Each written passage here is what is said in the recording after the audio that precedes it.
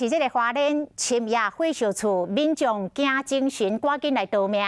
就伫这个花莲市晋丰街巷仔底，因为是木造的柴厝，等消防队赶到位的时阵，已经烧到半天红了。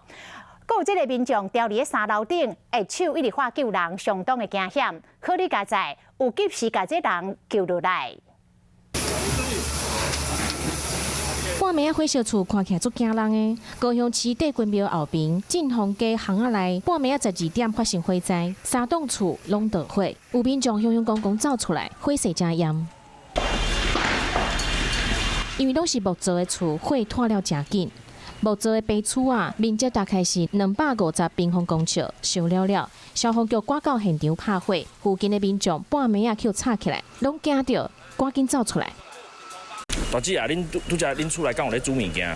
无咧，拢无。我连家属他毋知爱摕出来无？现场有民众一时掉入3楼，消防队员赶紧救人，用分推，互一个查某人慢慢爬落来。房厝开始烧还是？唔知啊，我我唔知，啊是伫外口的，外口烧起来。听到有人叫，你才知。哦，你有我闻到味道。受到迄当时心肝头佮撇菜，好你家在人无受伤。1点钟了后，火就拍花，财产的损失30万，火灾的原因爱搁调查。